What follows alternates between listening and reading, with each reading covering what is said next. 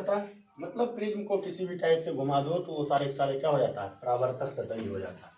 यदि ध्यान देना कि किसी प्रिज्म से प्रकाश को गुजारते हैं, बहुत सिंपल तरीका से समझ जाना कि इसको हम लोग डील कैसे कर लेंगे। किसी भी प्रिज्म से प्रकाश को गुजारते हैं तो प्रिज्म क्या है, विरल माध्यम है ना जी, ये क्या है, सघन माध्यम। जब प्रकाश विरल माध्यम से किधर सघन माध्यम की ओर जाती है तो वह विलंब की ओर मुड़ जाती है, ये आपको पता होगा। तो ध्यान देना, यहाँ पर हम लोग क्या करेंगे, अभिलंब को डाल देंगे, इस टाइप से डाल दिए, और ये झुकेगा किधर, अभिलंब की ओर झुक गया। सघन माध्यम से विरल माध्यम में जाए तो क्या होगा, अभिलंब से दूर भाग जाएगा। तो अभिलंब को मैंने क्या किया, खींच दिया और ये भाग गया अभिलंब से दूर। तो भाई ध्यान देना। और दूसरा पॉइंट हमारा कहता है कि जब किरण अभिलंब से दूर भाग गया तो यहाँ पर जो एंगल बनेगा वो एंगल क्या होगा, आई होगा, और ये एंगल मेरा क्या होगा, आर होगा। क्लियर है ना। इस एंगल की यदि बात करूं तो आर डैश, और इस एंगल की अगर बात करूं तो आई डैश। क्लियर है, कोई दिक्कत नहीं किसी को। अब ध्यान देना, इसको डील करने के बाद हम लोग क्या करते हैं, पहले नाम लिख देते हैं। नाम क्या होगा, आपका मर्जी, जो भी नाम आप दे सकते हैं। चलिए मान चलते हैं, इसको P दे देते हैं, इसको Q दे देते हैं, इसको R दे देते हैं, और इसको T दे देते, इसको नाम दे दीजिए, इसका नाम T दे दीजिए, और इसका नाम S दे दीजिए। अब एक और चीज देखिएगा, जब आपतित किरण को आगे बढ़ाया जाए, ठीक है, आपतित किरण को आगे बढ़ाया जाए और अपवर्तित किरण को पीछे किया जाए, तो इससे जो एंगल बनेगा वही हमारा क्या होता है, विचलन कोण होता है ना। अब ध्यान देना कि ई मेरा बन गया विचलन कोण। यहाँ तक तो किसी को कोई परेशानी नहीं। अब यहाँ पर मैं कुछ रफ समझाता हूँ, रफ में अगर समझ जाइएगा ना तो बहुत सिंपल हो जाएगा। रफ क्या समझना है, आराम से देखना। देख भाई, अपवर्तन के नियम से आप लोग क्या जानते हैं, यहाँ ध्यान देना, ई इस पर लंब है, ठीक है ना। हाँ, इधर देखो, ई लंब है, ई भी लंब है, तो Q, इसका नाम कुछ नहीं, कोई नाम ऐसा है जो कि घट गया है, देख लीजिए इसमें से M दे दो, इसका नाम N दे दो, कोई भी नाम दे सकते, नाम में कोई दिक्कत नहीं है। देखो E जो होगा, जब E इस पर लंब है, E भी इस पर लंब है, तो QN समांतर किसका होगा, BC का।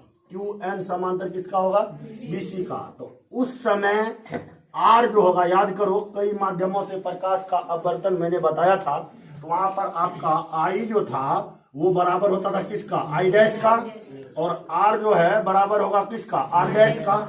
ये कब आएगा, तो न्यूनतम विचलन की स्थिति में। न्यूनतम विचलन, आप लोग को एक चीज पता होगा, यदि किसी रेखा को कोई दूसरा रेखा कट करता है तो उसका जो शीर्षाभिमुख एंगल होता है वो क्या होता है, बराबर होता है, और प्रत्येक रेखा एक दूसरे पर क्या होता है, लंब होता है, नहीं होता है जी।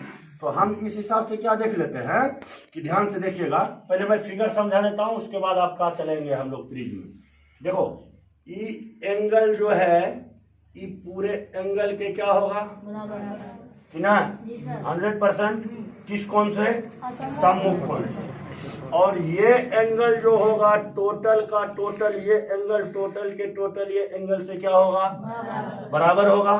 किसी को कोई परेशानी ना है। देखिए हम यहाँ पर थोड़ा रफ करते हैं और आराम से आप समझ जाना, उसके बाद इसमें कोई दम बचता नहीं है, देखना ध्यान से। अब जैसे देखो, यानी कोण PQR बराबर कितना है, I है ना। उसी टाइप से कोण देखिए Q, इसका नाम दे दीजिए MNN, हो गया ना, है E दे दिए, कहाँ, यहाँ O दे देते हैं, यहाँ O दे दिए, कोई दिक्कत ना, कुछ भी नाम दे देते हैं, उससे कोई फर्क पड़ने वाला नहीं है। देखिए कोण PQR बराबर क्या आया, I। अब देखिए कोण EQN दिख रहा है ना, कोण EQN बराबर कितना, R। पुनः फिर कोण TNS बराबर कितना, I डैश। फिर क्या होगा, कोण ENQ बराबर कितना, R डैश। किसी को कोई परेशानी नहीं। तो भाई इतना थोड़ा सा ध्यान देना ई एंगल हमको पता है, ई एंगल भी हमको पता है, बोलते जाना, शांत मत रहना। ई एंगल आपको पता है ना, ई एंगल भी पता है। अगर आपको पूछा जाए कि ई एंगल जो, ध्यान देना, बहुत सिंपल तरीका से सब मार कर ले लेते हैं, आपको आराम से समझ में आ जाएगा।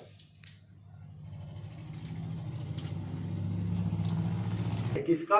इस एंगल का। और इसमें भी चर्चा करें। याद करो कि मैंने बता दिया था कि यदि कोई किरण, ध्यान देना, इस टाइप से मैंने बताया था ना, मिटाने वाला है जी, इस पर अगर कोई किरण पड़ती है इस टाइप से, और यहाँ पर हम अगर अभिलंब डालते हैं तो ये किरण इस टाइप से मुड़ जाता है अभिलंब की ओर। इसका एक सेकंड इस टाइप से मुड़ गया तो ई किरण का एक ऐसे करके आता था, नहीं आता था, मतलब सीधा थोड़ा सा विचलन हुआ, मतलब मुड़ गया।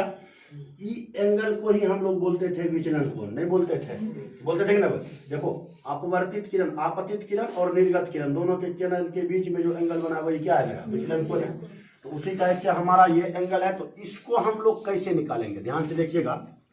तो कोण ओ क्यू एन दिखाई दिया, देखो ओ क्यू एन, इस एंगल की मैं बात कर रहा हूं, इस एंगल की, ठीक है? पहले फिगर समझ लो, उसके बाद प्रिज्म में चलते हैं। तो ओ क्यू एन के बराबर, ई एंगल के बराबर जो होगा वो कौन है? इस कोण के बराबर ओ क्यू एन आ जाएगा। देखो ध्यान से देखना,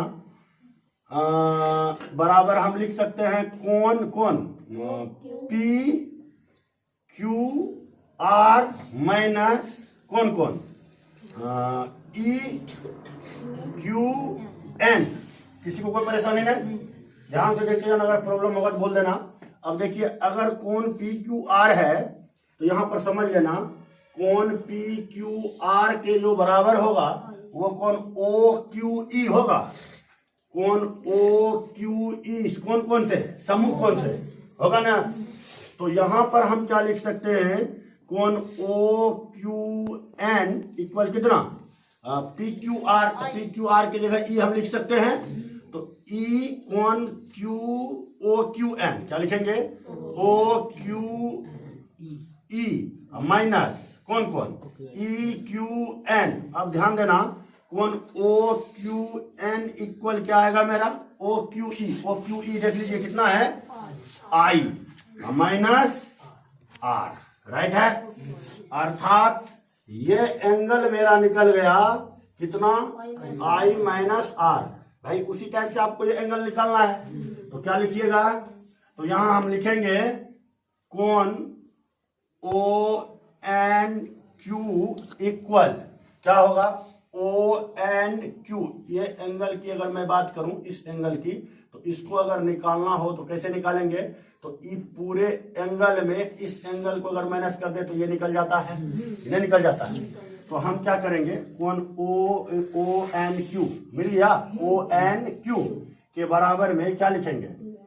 कोण क्यू एन ई माइनस कोण ई एन क्यू। इसका वैल्यू कितना दिया हुआ है? I dash minus R dash. Clear है? अर्थात ई भी एंगल हमारा मिल गया कितना? I dash minus R dash, right है। अब देखो, सारा का सारा चीज यहां पर समझ गए ना? बाकी अब इसमें कोई दम नहीं बचा, ठीक है? अब यहां पर देख लेना कि इसको हम लोग डील कैसे करेंगे और कैसे नहीं करेंगे। इसको मिटा प्रिज्म के यहां तक तो क्लियर है।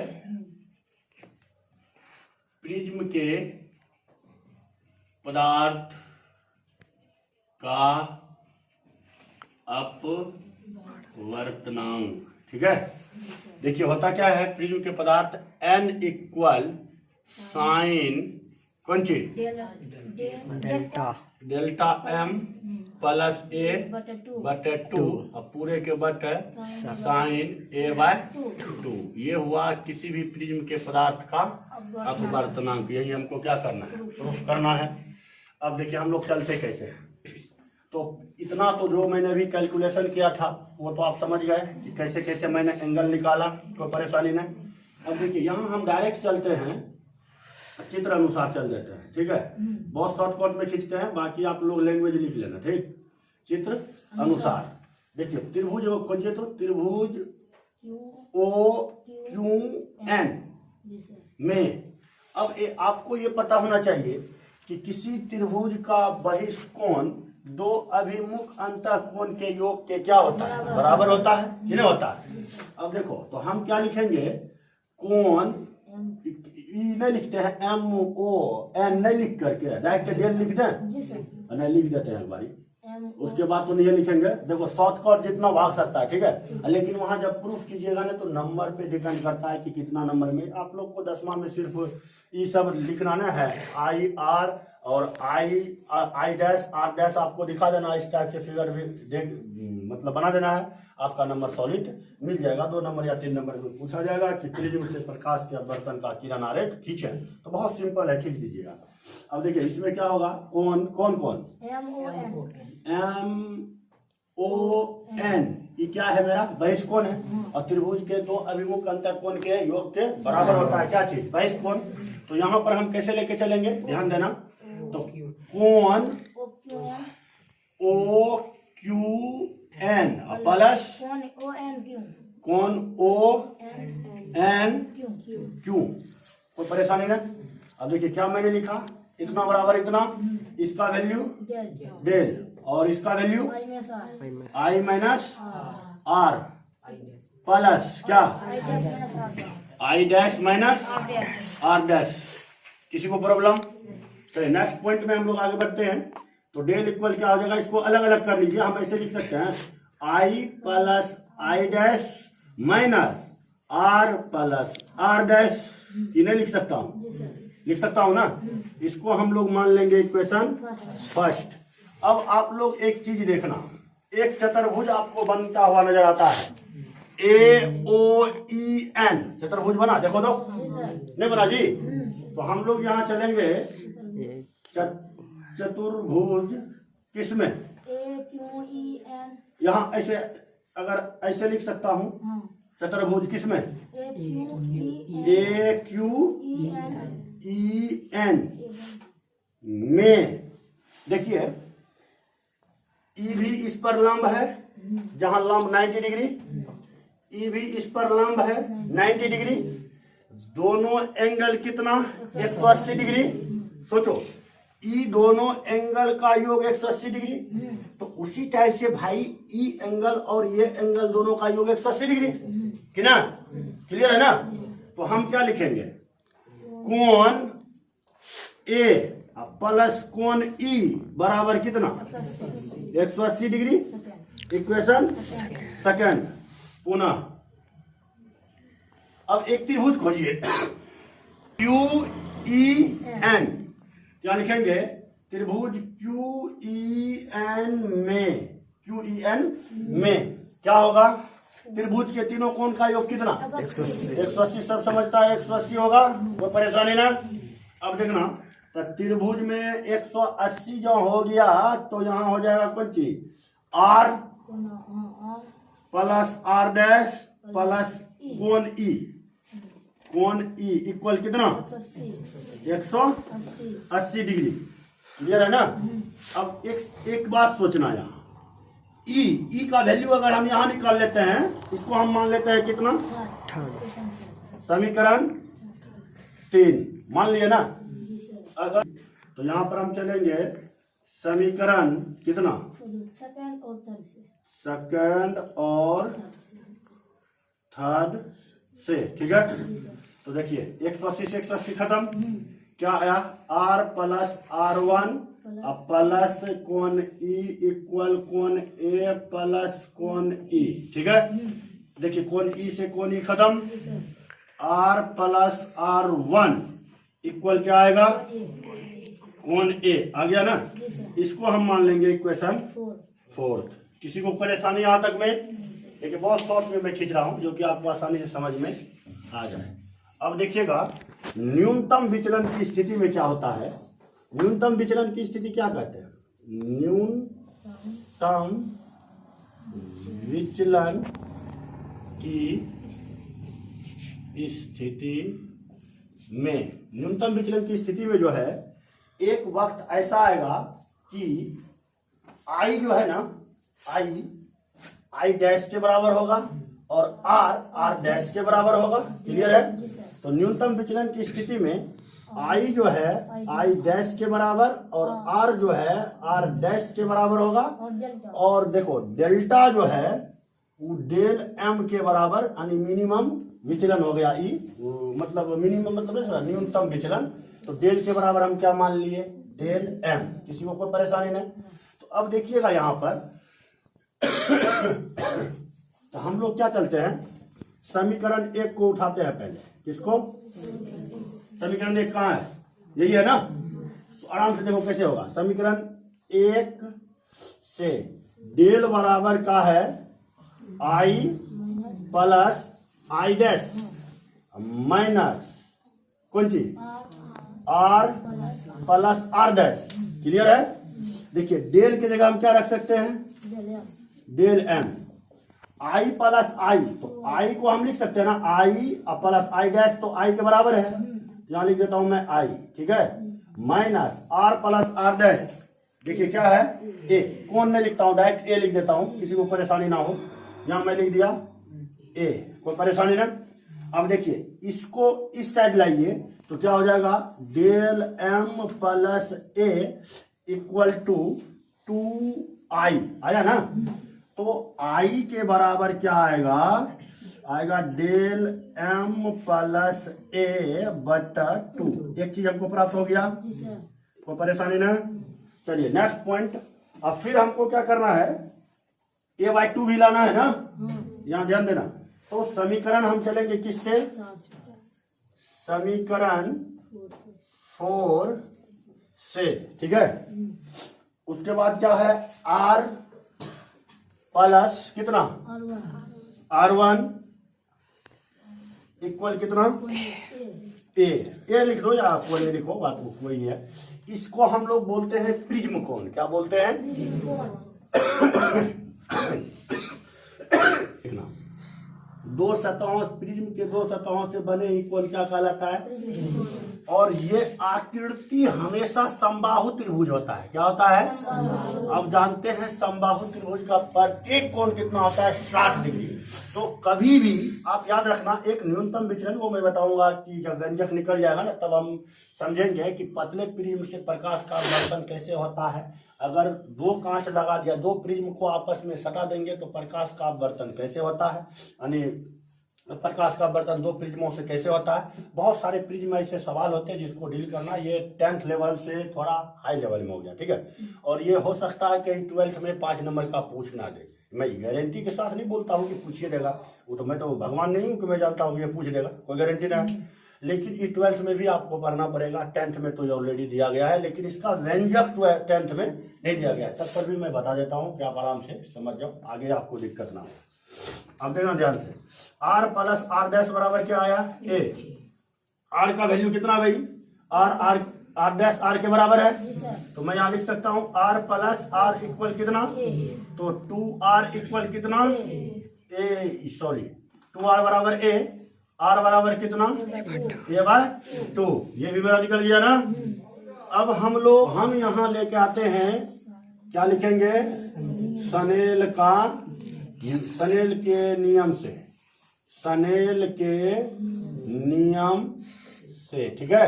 अब स्नेल का नियम क्या कहता है, n इक्वल साइन आई बटे साइन आर होता है ना जी। तो n इक्वल क्या हो जाएगा, साइन आई का वैल्यू देख लीजिए क्या है, del M plus A by 2 पूरे के बटा साइन a/2। ये आपका हुआ प्रिज्म के अपवर्तनांक के लिए। और यहां पर हम निकाल सकते हैं पतले प्रिज्म के लिए। नेक्स्ट क्लास हम लोग इसको सीख लेंगे। ठीक है?